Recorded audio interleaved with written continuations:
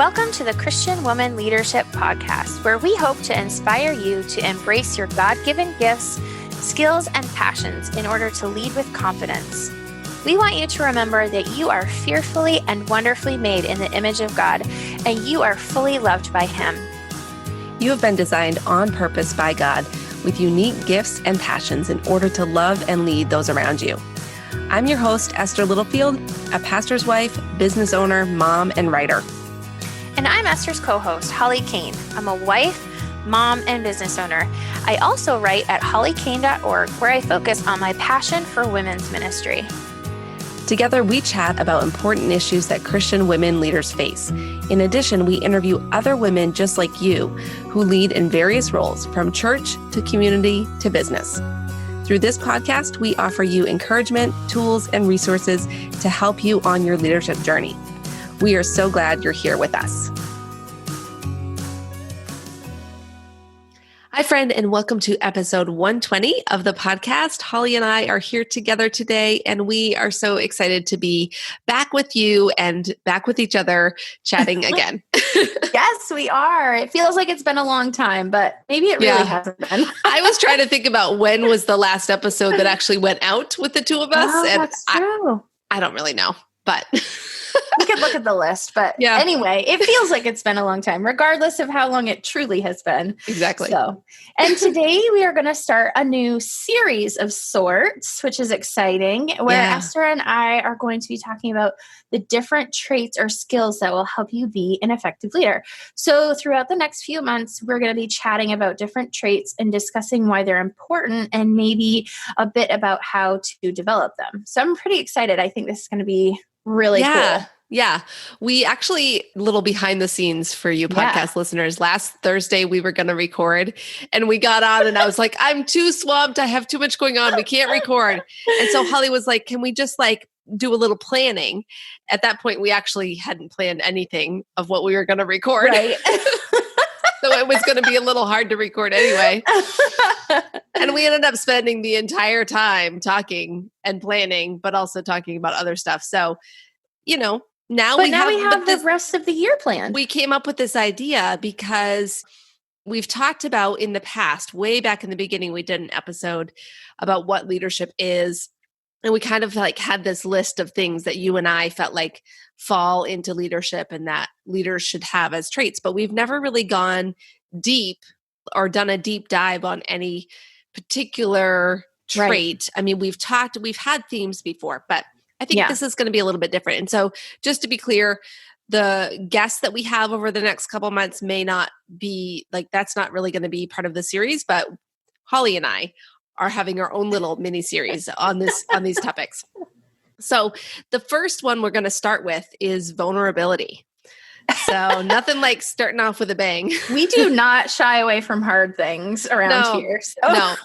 And we're not going in any particular order. This was the first one that we had thought of and we just decided to start here. So I think that there are some misconceptions about vulnerability and a lot of times it can have a negative connotation.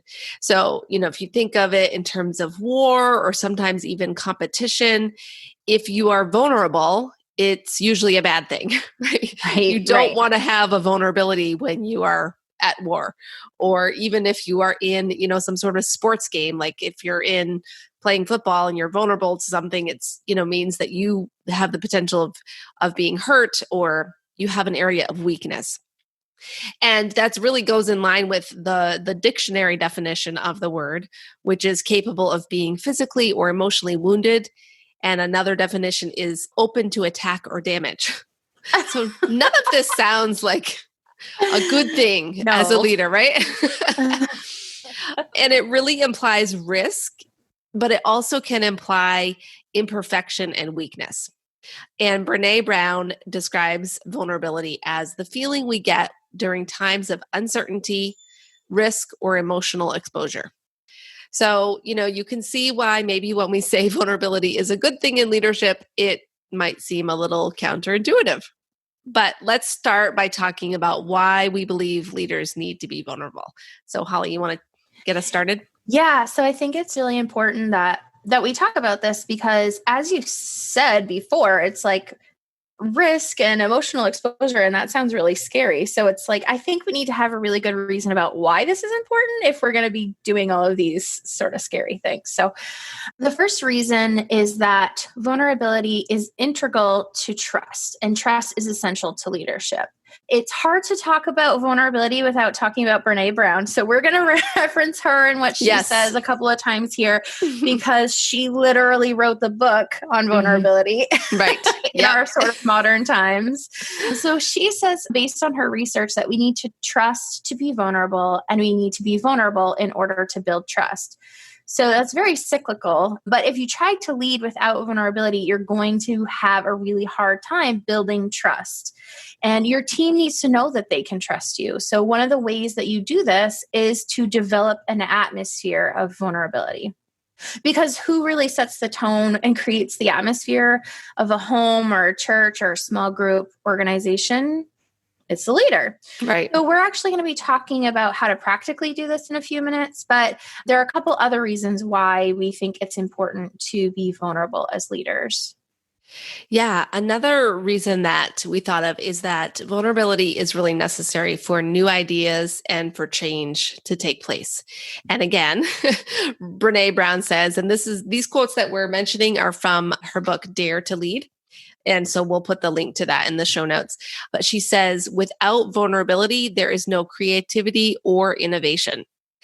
And so, I was thinking about this and thinking about times where maybe I've been in a meeting and it's a brainstorming meeting. You're brainstorming ideas for a new project, and everybody is supposed to just come up with a bunch of ideas. Well, let's say, for example, you're in one of those meetings and you throw out your idea, and then the leader of the meeting shoots it down immediately. Oh, well, that won't work. Yeah. Oh, we can't do that.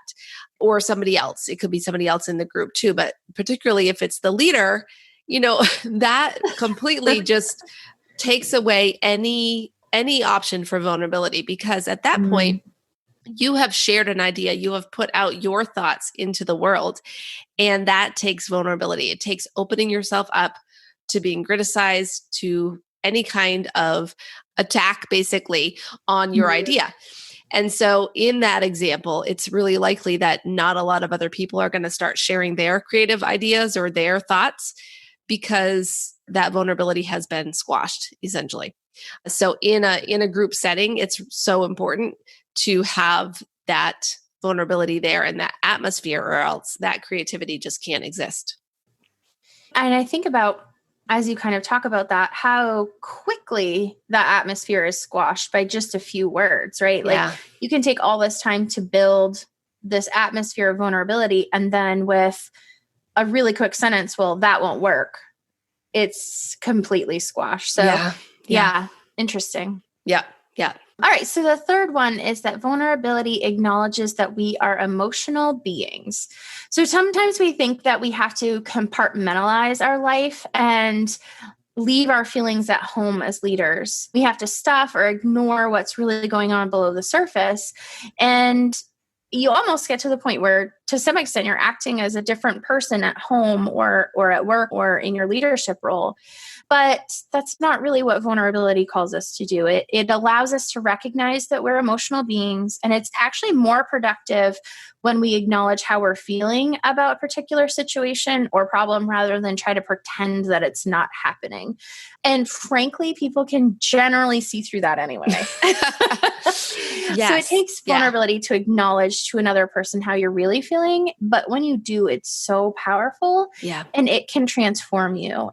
And kind of one of the things that I really think about when I am talking about this is, it makes you seem like a real human being, right? Like, so you see these leaders who just don't act like human beings. They act really robotic, almost as if they have no feelings, that nothing affects them. And they feel like they have to put on that strong front for the people that they are leading. But in actuality, it's so much better when, you can share a little bit of that and just be vulnerable with your people, for lack of a better word. All right. Yeah. And I think the last reason that we are thinking of in terms of why it's important to be vulnerable as a leader is that the concept of vulnerability is supported in Scripture. So we can see throughout Scripture examples of people being vulnerable and of vulnerability being part of what we are called to actually as Christians. And again, you might have to kind of change the way you're viewing vulnerability a little bit for this to make sense, but James 5:16 says, "Therefore confess your sins to one another and pray for one another that you may be healed. The prayer of a righteous person has great power and it is working, as it is working." So, think about this. Is there anything more vulnerable than confessing your sins? I mean, right? That takes a lot of courage to do, and it takes risk, because if I sit down and tell you the thing that I am struggling with, the sin that I have had in my life, then you could take that and run with it. You could tell someone else, you could publish it on the internet, you could do whatever you want about with it, so there's vulnerability there, but that is what we are actually commanded to do as believers, is to be in this relationship with one another and to confess our sins to one another. And then another example of this is in John 11:35. We read the shortest verse in the Bible, Jesus wept. And he set the example for us in terms of not holding back on his emotions and being willing to take risks, to being open with other people in his relationships. And then another example is the story of Joseph. And the thing that stands out to me, one of the things, there's many things in that story that stand out to me when I read it, but one of them that the last time I read it stood out to me is the fact that it refers to him weeping multiple times in the whole series of when his brothers come back, when he figures out who they are, and then when he reveals himself to them. It's this multiple times he is completely being open and emotional in that interaction, which he was a powerful leader. And so if I think about it, it doesn't really seem like something that often powerful leaders, especially males, do on a regular basis. So I think that our vulnerability and our weakness, we don't have to view that as a negative in light of our faith, because these things can point us to Christ and cause us to rely on him and lean into his power and strength. And even the idea of confessing our sins and taking that risk and sharing a struggle with somebody else, we still have to ultimately trust God with that and with that interaction, because we don't know what the outcome will be of sharing with somebody else. So there's really a lot more we could say about this. This is like basically scratching the surface of this topic. And Holly and I were talking about this before we started and just saying, this is like a big topic, and we definitely are not experts here, as often is the case when we're talking on the podcast. But we're going to put some links to some of the resources that we used in preparing, and of course, a couple books from Brene Brown about this topic. So we'll put those in the show notes for you to check out. Perfect. Honestly, I have looked a little bit into that Dare to Lead book by Brene and some other stuff of her content. She's really good, but I need to actually sit down and read that book. I think it would be good. Yeah, we actually did it a while ago in the Confident Leader Club. We read it as part of the book club that we've done on, from time to time. And it was really good. It was a good discussion as well. So yeah. Okay. So let's get into practically what vulnerability looks like in leadership, because I like practical steps and specific things to do to actually work on these skills. So first, it does not mean that you tell your whole team all the details about everything that you have going on, or that you break down emotionally in front of them on a regular basis. That's not what we're talking about. Vulnerability does not mean disclosure. So as leaders, boundaries are essential, and we need to have some guardrails on what and how we share. And we're not just talking about our own things that we go through, but as well, oftentimes leaders are privy to information that not everyone has. And so it's very important that we deal with those things with integrity. And so, as I've said before, vulnerability does not mean disclosure, especially when it's not our information to share. So Jesus demonstrated boundaries in his leadership And he had certain people with whom he was more open and shared more with others, and people that he was less open with. This is a great example for us when it comes to our own vulnerability. We should really exercise wisdom in terms of who we share with, when, and how much. But so we still need to practice vulnerability in leadership situations. So let's take leading a small group as an example, and we want to talk about how we can create an atmosphere of vulnerability within a group like that. So Esther's going to tell us about that. Yeah. So, I was thinking about the different small groups that I've led over the years, and then some that I've been a part of, and some of the things that have worked really well to create this atmosphere. And I think you and I have talked about this before, Holly, that atmosphere of being able to share some of the hard stuff in life and also feel safe while doing so is kind of unique. Like it doesn't happen everywhere. And so these are the things that we've done that have worked. I'm not saying that it happens overnight. I think it definitely is something that takes time to build up in any group as well as in any organization. So let's talk about some of the things we can do and what we have done in our small group. So the first thing is to make sure there are clear guidelines, such as confidentiality, as well as no advice giving. And I'll explain what I mean by that. In a Jenny Allen group that I led one time, she had in her study guide recommendations, to not have advice giving be part of the group. So basically, when people are sharing prayer requests, the temptation is for other group members to start giving advice. And so what she recommended, and now what I've implemented in all the groups I've led, is we're not going to do that unless somebody asks, like, what should I do in this situation? We're not going to launch into trying to give people advice. And what happens when you know that you're in a place where there's confidentiality happening, as well as you're not going to be inundated with unsolicited advice, is that people feel safer from the start. And I always like to have these kind of guidelines in writing and go over them verbally in the group. So that's one thing. Another thing is when you're thinking about preparing for your lesson or answering questions that you might share in the group or providing examples, is to think about choosing examples of things that you've gone through in the past that were difficult, that you are no longer kind of in the weeds of right now.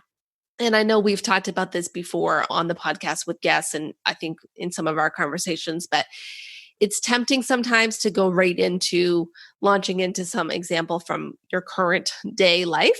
And I think there are times that is appropriate, but a lot of times if you're still really in the midst of the struggle and you're leading a group, it's going to be awkward if you're completely basically emotionally vomiting on the group with your problem.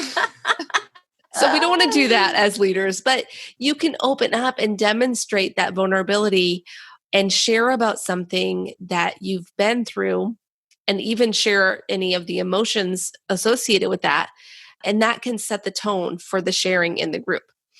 So on the other side, as I kind of just alluded to, I do think there's times you need to be open about current struggles, because again, if you're only ever talking about stuff in the past, then the group may start to wonder, well, are you perfect now? Do you have it all together? And so sometimes I might share about a current situation, but I'm going to maybe not share all the details of what it is, So I might say, I'm currently struggling with a family situation. I don't know how to handle it. I could really use some prayer. And so I'm still acknowledging that there is an issue, that there's a problem, but I'm not sharing every detail of the situation. Another thing is to listen and validate other people's challenges. So when someone else is sharing their challenge or their problem, it's important for us as the leader not to try to jump in and fix that or quickly brush over the problem and act like they didn't say anything. So really acknowledging it and showing empathy with them, this allows them to feel safe and to share with you and with the group. And then the last thing I would say is, allowing emotions to be present, whether that's your own or other people's. In small group settings, sometimes, you find yourself as the leader feeling like you have to hold back your tears if you're upset about something or you're struggling with something, or another member brings up something and is struggling and is crying, sometimes it's awkward and it feels uncomfortable. But I think it's important to not try to brush over that super quickly and to just be sensitive to the Holy Spirit and recognizing that that might be a signal. Maybe you need to stop and pray for that person right then. Or maybe you just need to say, wow, that sounds really hard, you know? Mm-hmm. And again, this allows people to recognize that they don't have to be fake. They don't have to pretend in the group. And when you, as the leader, are setting that example, it's much easier for the group members to follow suit in that regard. And I think that specifically in the small group sort of setting, that vulnerability and sharing with others can be really powerful, especially when there's this person maybe that's going through things that they feel like there's no hope for. And you talk about something that you've gone through, that God's led you through, and that there is hope on the other side, even if it's not the same situation by any stretch of the imagination, but sort of, here are the struggles that I've gone through and God has gotten me through it. And so that vulnerability can be really powerful when, like you said, when the Holy Spirit is present and he's ministering to others through those sorts of things. So, yeah. So the next thing that I kind of wanted to talk about that sort of came up for me while we were putting this together was how to practice vulnerability in work situations. And so it may be easier for you to be vulnerable when you're talking small group or church, because that might feel like a safe area, but perhaps for you, work is not, or it could be vice versa. But I think that vulnerability in work situations can be really important as well. So I've got just a couple of things that kind of came to mind when you talk about vulnerability. So the first one is being willing to give constructive feedback when it's hard.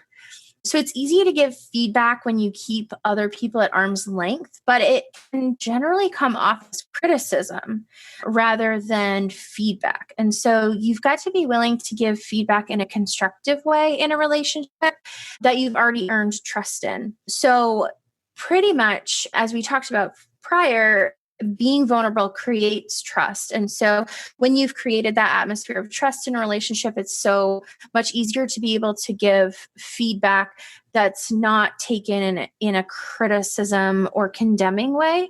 It really opens you up to have an honest dialogue about what's going on.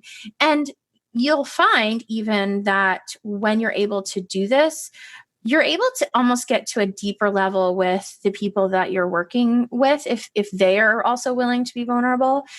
And you can kind of really figure out what's going on and be able to give help to them in ways that, are really more targeted to what's going on rather than just a Band-Aid over the situation, if that makes sense. So being willing to give constructive feedback when it's hard is a way of being vulnerable in those relationships as you lead people in work situations. And then the second thing is in times of transition or when things are difficult with people that you're leading, just acknowledging that you don't have all the answers is really big. I think it can be very difficult to lead even when you have a plan.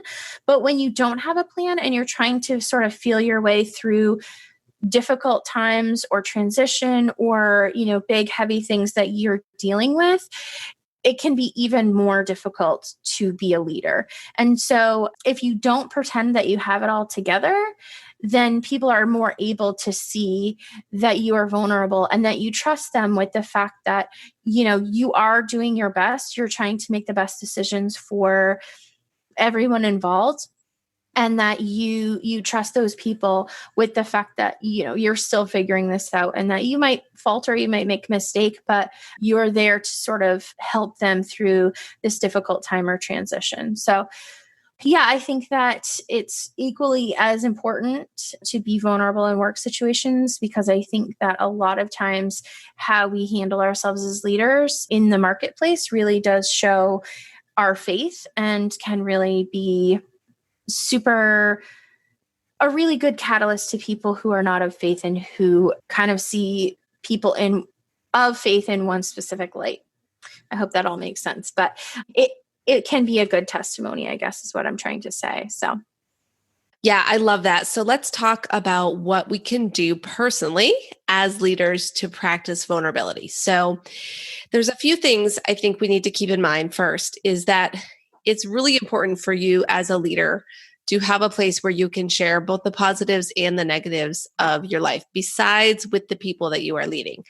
So we kind of talked about the example earlier was in a small group where you might be the leader of the small group. Of course, you can translate that into lots of different scenarios. But outside of that, do you have someone or a couple someones that you can truly be open with, that you can acknowledge that you are imperfect and in need of Christ's grace, and also acknowledge the specific issues that you're struggling with, in groups or depending on the situation, in some settings, you should never pretend to be perfect, basically, is what I'm saying. You never want to pretend you're being perfect, but you also want to maybe think about you're not going to share every deep, dark sin with all of the team that you lead. Right. But again, you do need to confess that with at least one other person. So how can you grow in this area if it's a struggle for you? Because I think there's some of us who are naturally more open and kind of just more willing to share, and others maybe have a harder time with it. It might be personality. It might be a past experience. If you've been hurt before after sharing something, it's probably a lot harder for you to take that step with somebody else. So what are some things that we can do to maybe practice this on a practical basis? So you have thoughts on this, Holly? I do. So I think it's really important. I think the fact that, you said that if you've been hurt in the past, this is really difficult to do. I think if you've been hurt in this way, which I think so many people have, it's hard. I almost want to say everyone has, but maybe you haven't. Maybe some wounds are deeper than others. Maybe your best friend in third grade told somebody a secret versus right. A big betrayal in adulthood. Yeah. But anyway, I think it's really important for us to kind of talk about this because you put up these walls. And when you put up walls, you're keeping people at arm's length. And then that doesn't allow you the vulnerability that you need to have. And honestly, I think in the end, the vulnerability is really a huge catalyst in your healing for these wounds, right? So anyway, we want to talk about how to do this with wisdom. Yes, because it's not really a good idea to just put it all out on the table and allow yourself to be hurt again, right? So doing this well is really important. And I think the first thing, and you kind of already alluded to this, is to find your safe people. So seek out and look for and pray for God to bring you one or two people who are safe, with whom you can be completely honest. And when you have these people in your life, you can begin to practice being vulnerable. I think it's very difficult for some people to figure out who those safe people are. So I just want to say, oftentimes, this is not like an instant thing, right? This takes a while to figure out whether people are safe and kind of letting them in step after step. Yeah. I would pretty much never recommend you meeting someone immediately and blabbing everything that's personal to you. I think there's a vetting process here to find these safe people. And on the flip side of that, sometimes the people that are safe for other people in their lives are not necessarily safe for you. And what I mean by that is some people have really good relationships with their parents, and these people are extremely safe for them, whereas other people don't have that, and that's not a safe place. So just because someone's in a specific role or position in your life doesn't necessarily mean that they're safe. I think we still need to go through that vetting process with those people as well to sort of earn that trust. So I know that's more than what I was supposed to say, but I think it's really important. I think that safe people are really important. I agree. And I 100% agree with that it's a gradual process. And I think the other thing I would say is I think that ideally that you would have at least one of these people who is kind of your peer, that it's not always a mentor or somebody that you look up to, because I think that the hard part of that is if it's only a spiritual leader or a mentor or somebody who's further ahead of you, is that if something happens in that relationship, if that breaks down, if they stumble and fall, it's probably going to feel pretty scary for you. And there's not going to be a mutual, always, most likely, if it's a mentor relationship, there's not going to be a mutual sharing or confessing of sins or whatever. So I feel like sometimes with that kind of, one of your safe people, I believe, should be someone who is more of a peer versus someone that is your leader. But I think that having a leader in your life that's safe as well, obviously, is definitely a good idea. Yeah. So, all right. Another thing that I think you can do to kind of practice this, if it's hard, is, and this will be hard too, but ask and be willing to answer hard questions. So whether it's in your small group, whether it's with close friends, even with your spouse. I mean, if you're married, this can be something that we can struggle with too, is be willing to ask those hard questions and be willing to answer the hard questions. So ask someone how they're really doing, that question, oh, how you doing? And it's, oh, fine. But 90% of the time it's maybe we're not actually doing fine. And that's just the standard answer, but really find out how someone is actually doing. So going deeper than just those surface level conversations, this usually is going to require you to share as well, not just ask the question. But again, you're setting that example by asking questions that will lead to oftentimes a little bit more vulnerability. And again, it doesn't always have to be super, super deep. It might just be, let's, like how, Holly, how are you and Zach doing? Like, how are things going? Just asking that question, it's going to take us further than just the, oh, what'd you do this weekend kind of conversation.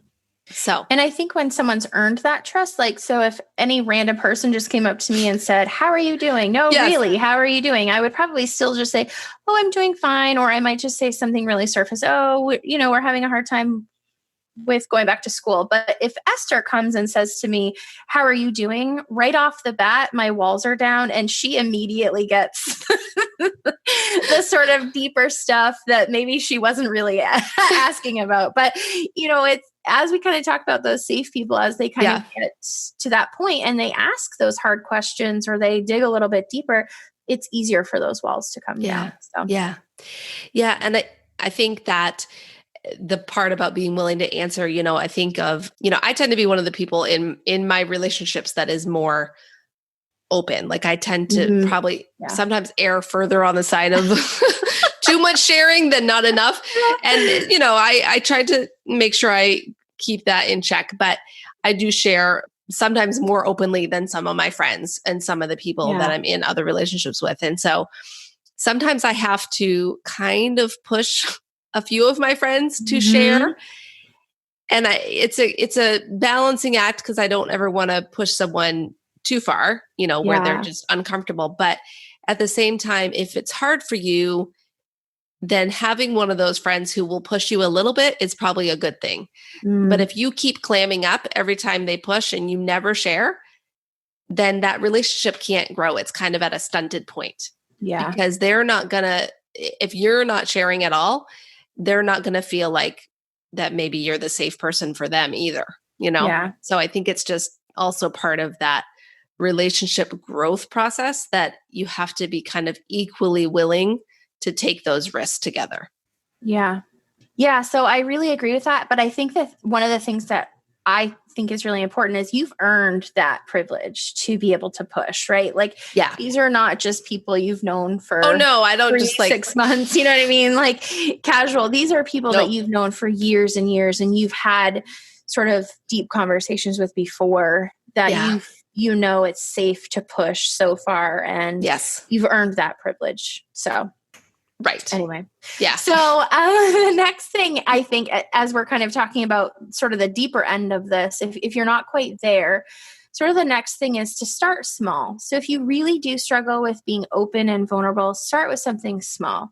So acknowledging something that you're struggling with, like getting yourself to go to bed at a reasonable hour rather than starting with your deepest, darkest sins is probably the way to go. Right. So as you practice opening up about minor issues, you can start to develop that vulnerability muscle. And this, I think, is part of that vetting process. Yeah. So starting with these small things and watching how people handle them and watching how they sort of do these things with integrity or not, really allows you to take the temperature of the relationship and the temperature of that person's integrity and whether they can really handle the hard stuff. So Yeah, exactly. All right. And so finally, I think what we have to do is recognize that there's always going to be a risk of getting hurt. So no matter what, we cannot eliminate that risk of someone else sharing something that you have confided in them. And this is just kind of like one of those unfortunate facts of life. We can't control what other people do. We can only control what we do. But, in order to grow as a leader and as a Christian, I think we have to be willing to continue to practice this and be willing to take that risk. Even though Holly is one of my safe people, like if someday she got super mad at me and I did something horrible to her, like she could just go and tell you guys all my stuff. I don't think that will ever happen. I don't believe it will, but there's always a risk. And so we need to be willing to take those risks. And like Holly said before, kind of, if it's a challenge for you or a struggle, you can take the smaller risk first before you go into some of the deeper risk. Because I think there are people that you can find that you can trust. And sometimes it will be harder than others. There will be certain seasons of your life that it may be harder, especially depending on what kind of leadership role you're in. If you're in a leadership role that's very demanding and has a lot of responsibility, it may be harder for you to find those people because you might be sharing really heavy stuff, So I just want to encourage you not to give up and not to throw in the towel. So we hope that you have enjoyed this conversation on vulnerability, even though it's a little bit of a tough one. But we want to encourage you to take action as usual on this episode. So what we want you to do is just take one step towards practicing vulnerability with someone else this week. So whether it's in a group you're leading, you decide to demonstrate one of the things we shared, or maybe with a friend, maybe you go out to dinner with a close friend and you go beyond the surface conversation, whatever it is. But it could be different for all of you. But what we'll do is in the Facebook group this week, we'll have a post where we'll just ask, have you practiced vulnerability this week? You don't have to share with us what it was. No. Or tell us what you shared, but we just want you to take one step and see if you can kind of develop this skill and this trait in your leadership. So, Well, I'm really glad we had that discussion because I think that it's been super duper important, and I'm really excited for this series to talk about all the things that we're going to talk about. So me too. Yes. So we end every one of our episodes the same way. When it's Esther and I, we have a fun question for the day. So I will ask you, Esther, we have just come into the fall season. What is your favorite part about this time of year? Okay. Well, when I was thinking about the fall question I was like, should we say pumpkin spice or no pumpkin spice? Like that seems I'm totally fine with giving my opinion on pumpkin spice. Okay. Well, I'll do that too. All right. So my favorite part of the fall of this season is not pumpkin spice. I don't do flavored coffee. I rarely do flavored drinks. Like I do like the peppermint mocha at Christmas time from Starbucks, but like that's most of my flavorful endeavors on hot drinks. So anyway, but my favorite time living in Maine is just the leaves changing and just the beautiful time of the leaves still being on the trees, but just all the different colors. Right now, it seems to be just already kind of in peak season around here. So I love that. I know you don't get to see that down in Florida. So sorry if that was one of your favorite things. But yeah, I don't really love it getting colder. So I do enjoy the beauty of the outdoors though. Yeah. Okay. So, I'm going to talk about my fall thing first, and then I'm going to talk about the PSL. Because that's like, the thing. Okay. So fall in Florida, my favorite thing about fall in Florida is that it's not as humid. The temperature starts to drop. So that's a good thing. I can go outside without immediately sweating or, like feeling misty. Feeling misty. Glistening the whole time. Glistening, glowing. Yes. So that's really good. That's actually really good because as someone who has asthma, when the humidity is really high, it makes it really hard to breathe. Yeah. So fall is breathing season. I can breathe a little bit better. I love breathing season. I know. I do miss Maine though. I miss sweaters and jeans and boots.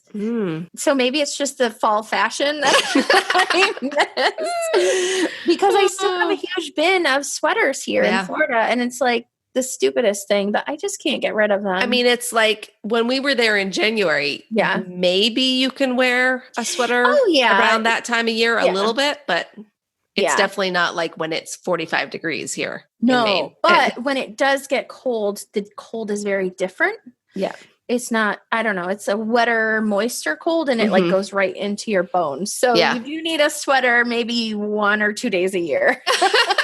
And I have a whole bin of them for those 2 days. There you go.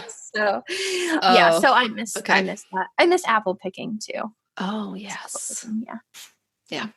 Okay. So pumpkin now it is PSL time. So I do not like coffee. I don't like coffee drinks usually. So I'm kind of out when it comes to the pumpkin spice latte anyway, just because I don't like coffee. And adding pumpkin to coffee really doesn't help it in any way, in my opinion. The superior fall flavor, in my opinion, is apple cider. Okay. Yes. Apple flavors. Right. Cinnamon sugar type of, wassail. Yeah. That kind of like, so much better than pumpkin. All the spices, all the cloves, all that. Yes. Mixed with apple, not with apple. pumpkin. No, I agree. I have to get on board with that. Yeah. I do like hot apple cider. I will go with that. But I can understand why people who live in places like Florida really do like the pumpkin spice thing, because it really helps bring in the season, even though you're not seeing the season in front of you. So if your mouth is tasting the season, it feels like that's happening. Maybe, I don't know. I'm trying to give them something, but yes. So in my opinion, it's apple cider type. Okay. So much better than pumpkin spice. So. Okay, cool. So when you said fall in Florida, I was like, that's not really a phrase that people say. Like, it's not. It's not. Fall in New England. Now we're talking. So. Yeah, it doesn't really exist here. Right. It doesn't. Yeah. Oh, goodness. All right. Well, thank you everyone for sticking with us. One last note, if you made it this far. If the episode sounded a little choppy for any reason, it might have been because I had to get up like 7 times and deal with my puppy. So thank you for bearing with us. And maybe, if the transitions weren't super clean, that's why.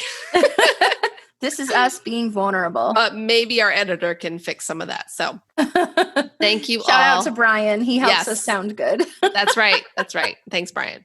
Yes. All right. We will talk to you inside of our Facebook group and then come back next week for our next episode. We'll talk to you then. Thanks for joining us on the Christian Woman Leadership Podcast. If you enjoyed this episode, would you consider leaving us a rating and review in your podcast app? This helps more women just like you find the podcast, and it also helps them to know whether the podcast would be a good fit for them. Just go to the show in your podcast app, then scroll down until you see the option for ratings and reviews. From there, you can tap to rate and write a review. It means the world to us when you take a couple minutes to do this, and thank you so much to everyone who has left a review. Now, don't forget, your leadership matters, and it's time for you to embrace your gifts and lead with confidence.